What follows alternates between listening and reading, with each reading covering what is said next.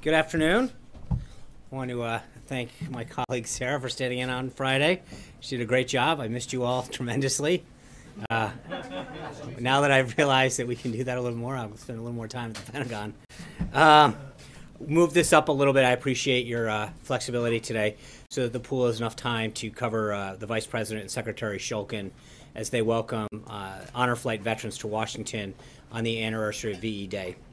The Vice President is hosting more than 120 veterans of World War II, the Korean War, and the Vietnam War as part of National Military Appreciation Month and Public Service Recognition Week, highlighting the Trump administration's commitment to our military and public service. Also today, the Vice President, Secretary Price, Secretary Shulkin all attended an event on the scientific opportunities of biomedicine.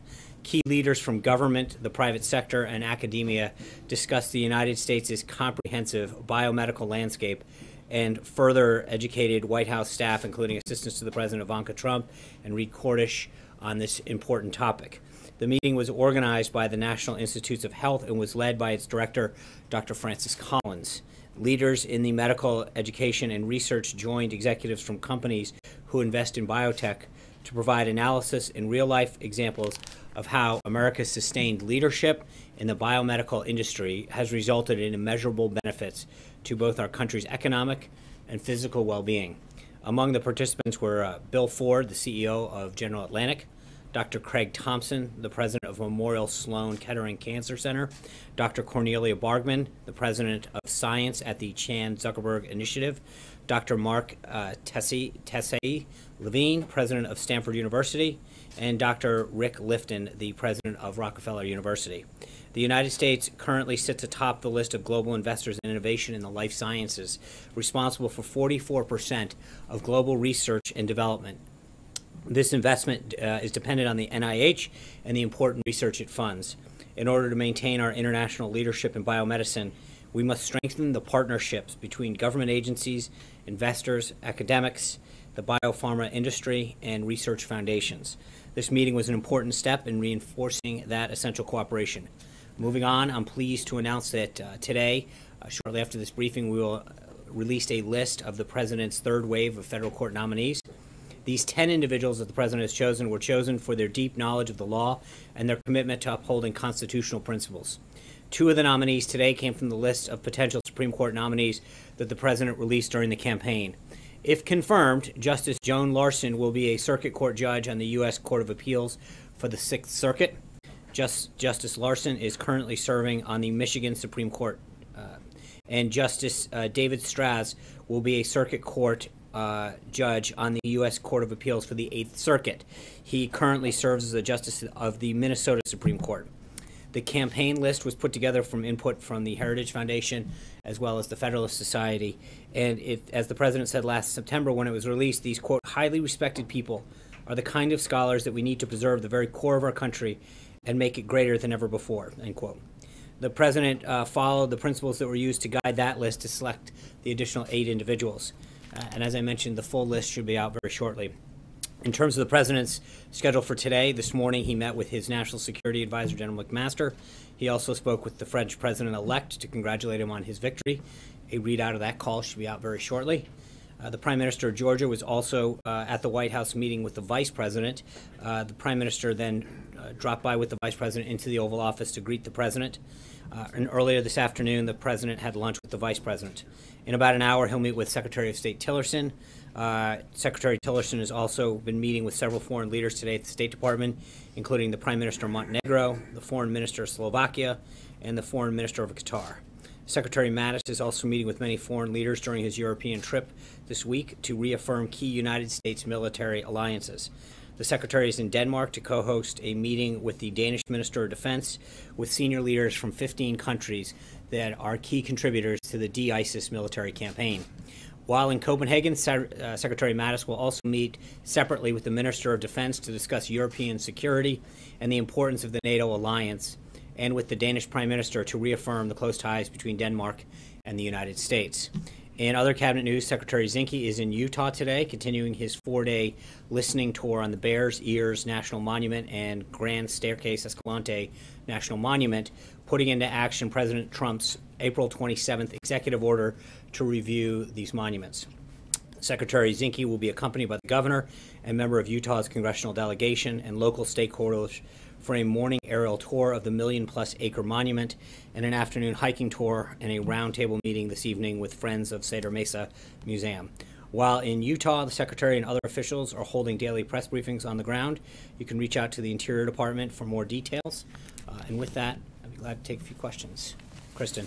John, thank you.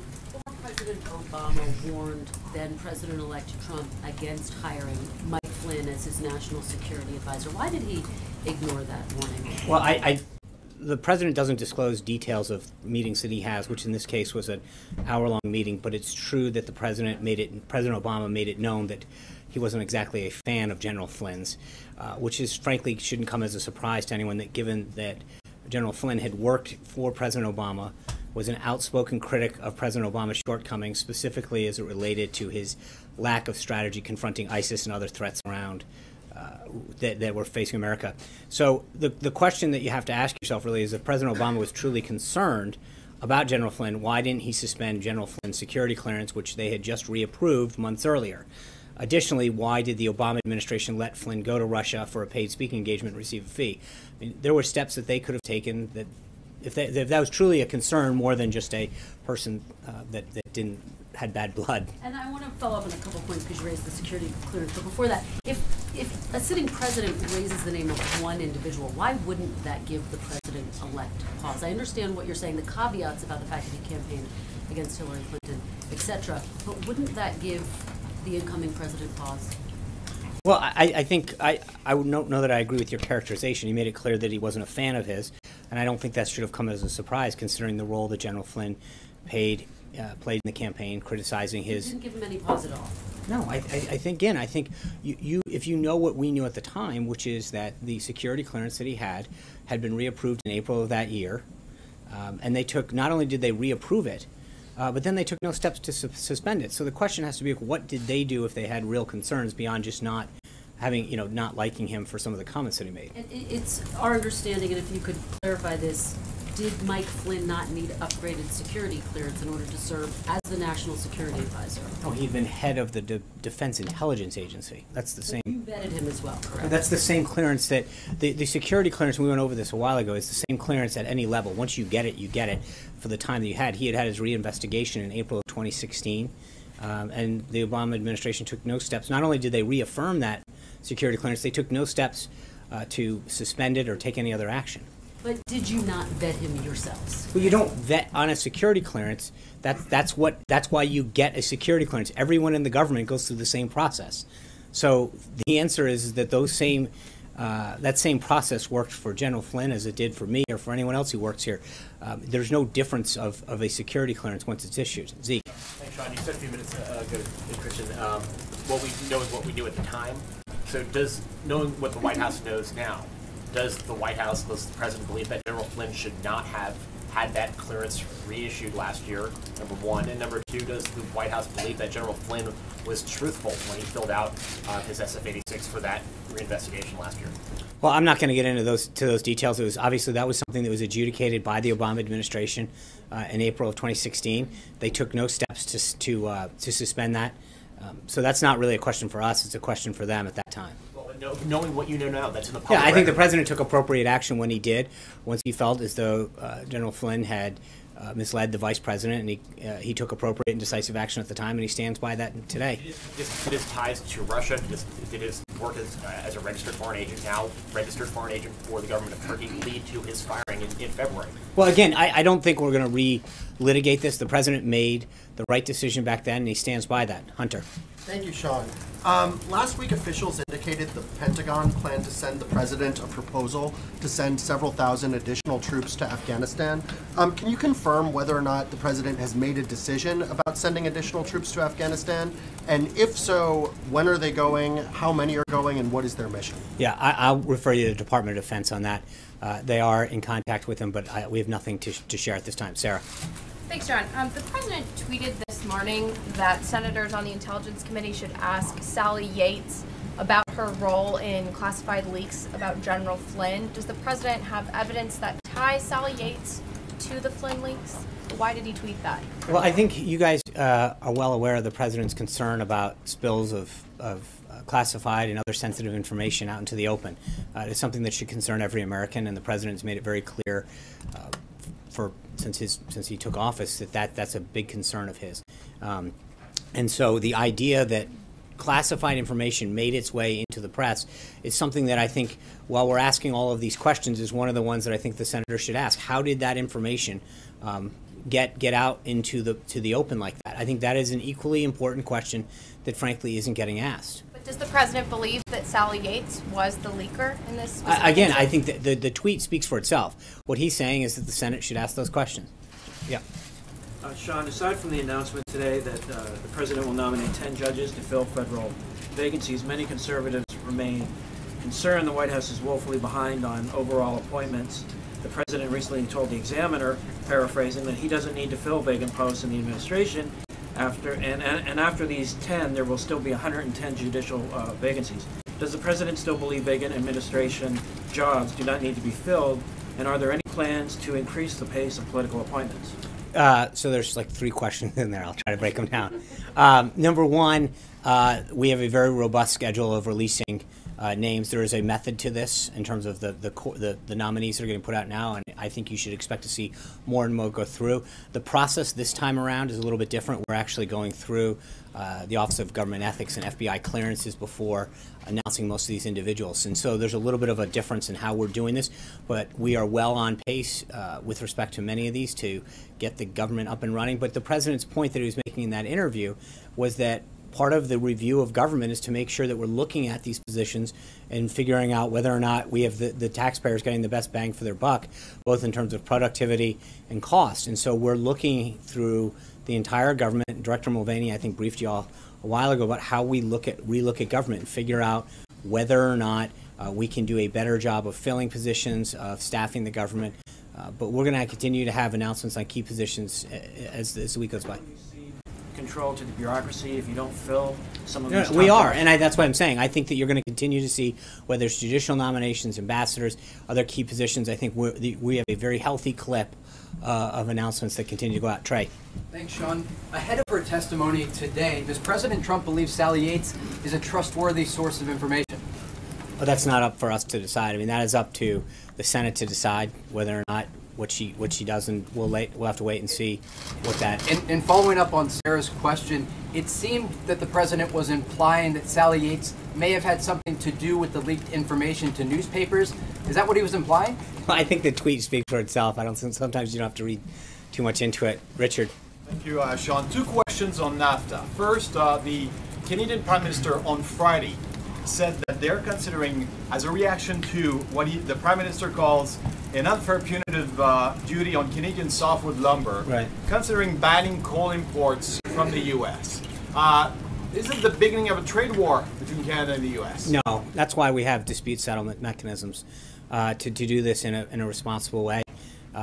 Wilbur Ross, the Commerce Secretary, has been in touch with his counterparts over there, and I think, look, there's a reason that the dispute mechanism is set up the way that it is under this particular trade agreement, but under most trade agreements, so that the 2 parties can resolve them in a way that allows for both sides to air their concerns. But that's why you have an agreement, and that's why you have a mechanism set up to do that. So you trust the mechanism on this? No, let's let it play out, but I think Secretary Ross took appropriate action to protect a U.S. industry, and we're going to let the process play out. And 10 days ago, the president said that Mexico and Canada had agreed to fasten the process to renegotiate NAFTA.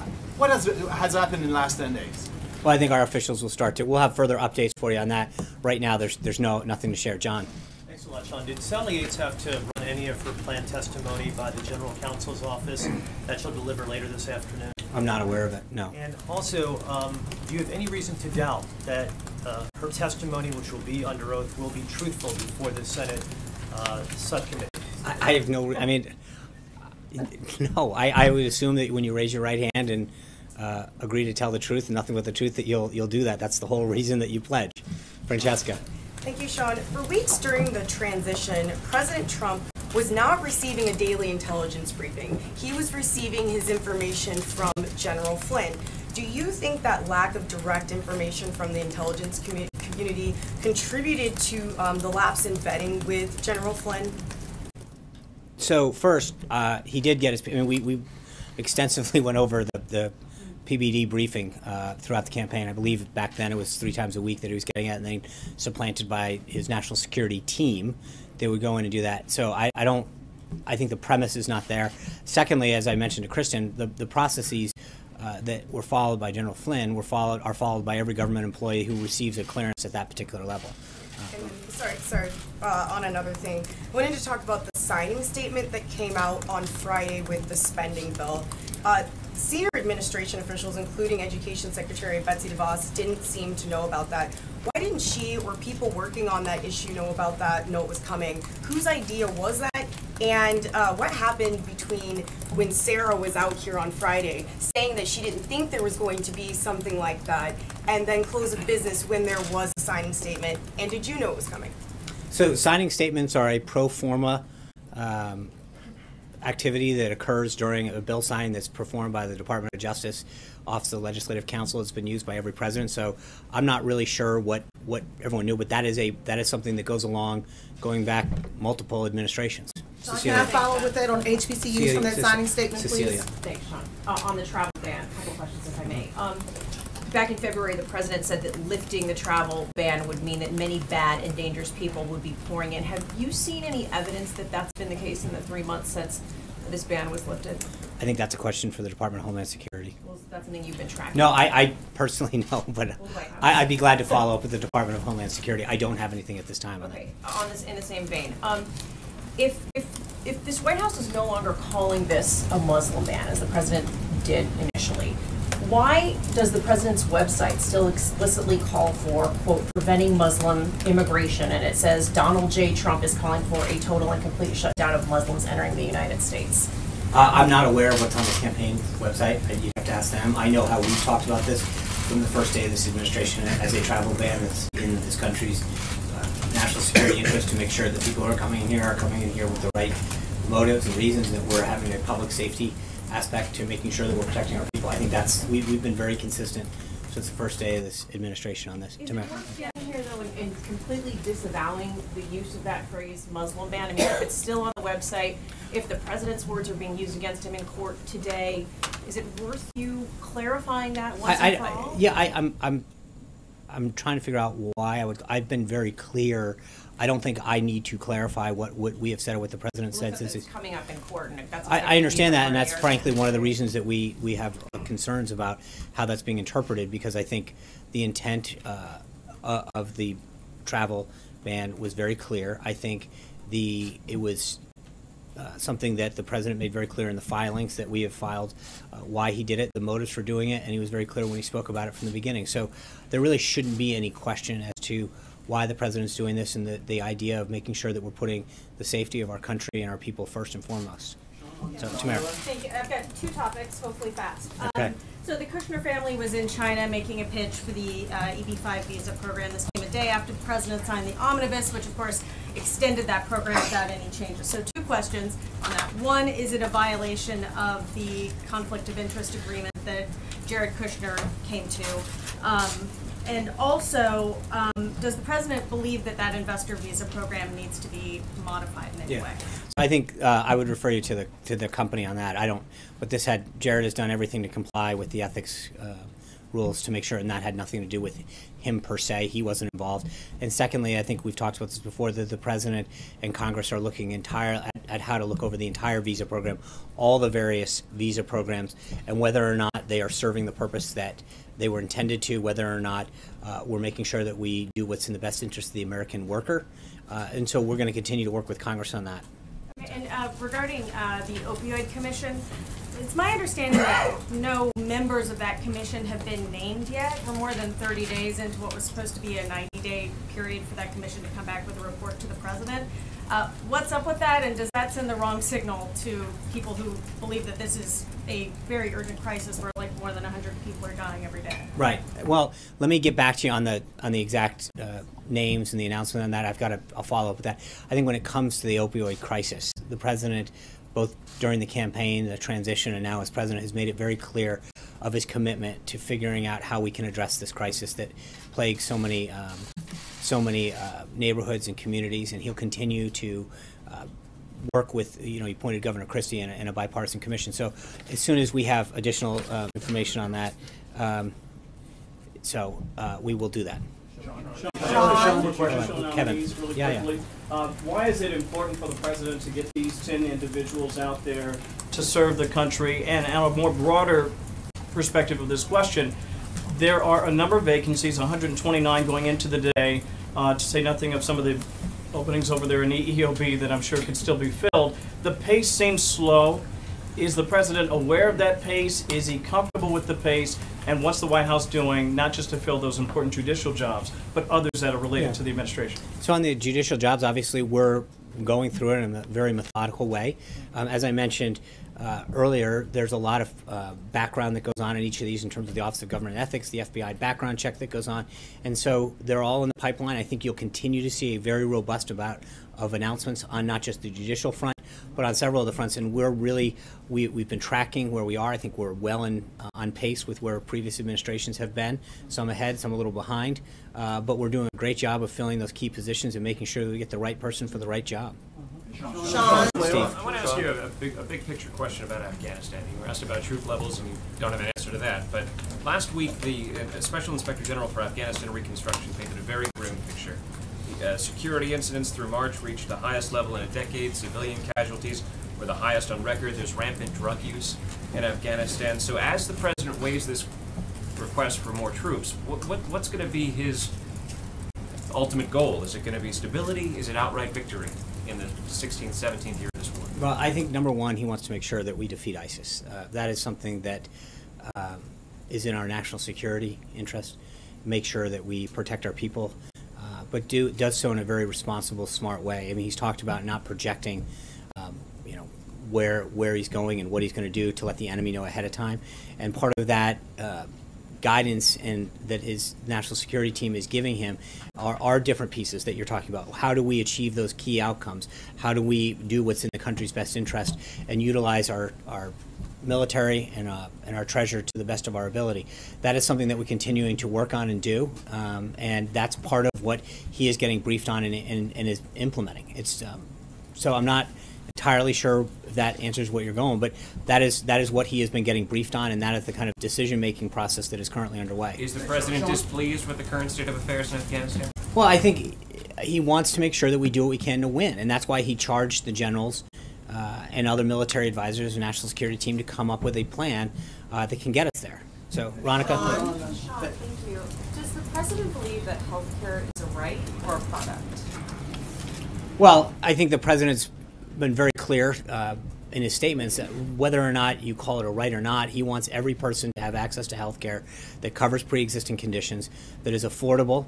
And I think the steps that he's taken over the last week in the bill that he's implemented, that he worked to pass through the House, clearly highlight those priorities. He wants to make sure that people have access to care.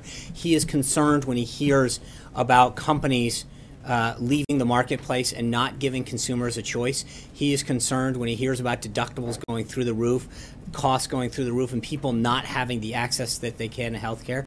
And he is very concerned that we are facing a choice right now where Obamacare is failing and dying, and that if we don't act, that people won't have access to health care and they won't be able to afford it. And so the steps that he is taking are to achieve those principles that he's laid out. Blake. Two questions as it relates to President Trump and former President Obama. Back to that November conversation, were there specific reasons given, and if so, as it relates to Michael Flynn, and if so, was that based on private information? I don't know the answer to that. I know that, like I said, he passed along exactly what I mentioned to Kristen at the outset, and that's all. Sean, secondly, Michael. Two clarifications on the signing statements broadly, not just the subject of the HBCUs.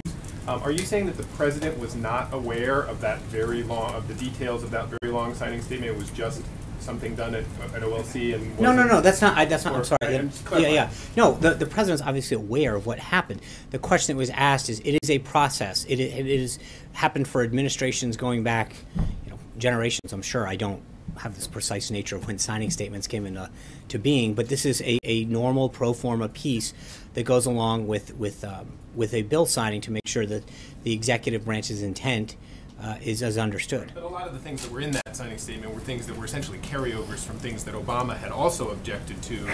And so, but the president and the senior staff here was aware of what those things were and approved those things being yes. in the Okay. Second question on the Flynn and the security clearances. You guys have made, both from the podium here and also the president made a big deal of this question of the Obama people gave him the clearance or re-upped the clearance earlier.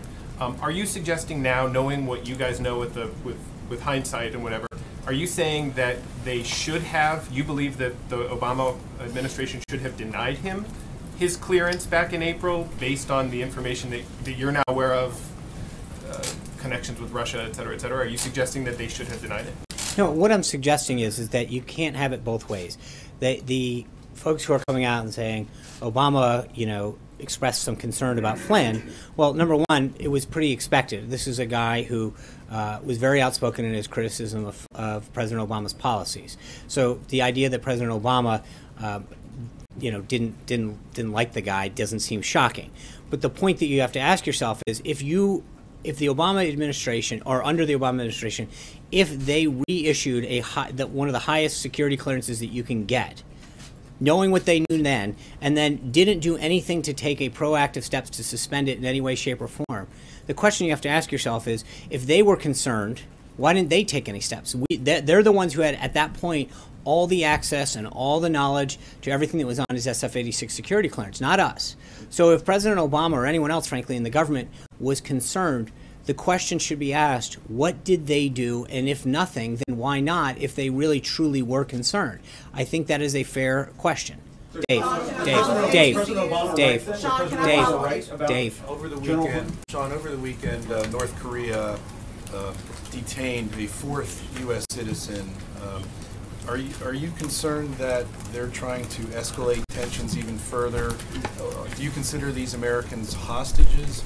And what are you doing diplomatically, back channel or otherwise, to try and get them released? Yeah, obviously this is concerning. We're well aware of it, and we're going to work through the Embassy of Sweden that has a facility in North Korea, or an embassy in North Korea, through our State Department to seek the release of the individuals there. But I would refer you to the State Department on that. Sean, thanks very much. Just to follow up on your answer on Afghanistan, you mentioned ISIS, but you didn't mention the Taliban. Should we read that to mean that the focus will be on ISIS? No, it's to defeat both the ISIS and Taliban. It's to make sure that we put our national security interests first and defeat all of those folks that seek to do us harm. Are you willing to negotiate with the Taliban? I think right now the whole point of this is the president is receiving a plan and guidance from his national security team as he had asked for. That guidance is coming forward as we speak. He's continuing to meet with them, and there will be further updates from the Department of Defense as we move forward. As I mentioned at the outset, the president or the vice president has an event. I want to make sure the pool has time to set for it. We're around all afternoon. I will take care. Good to see you. Thank you. President Obama, was he right about Michael Flynn?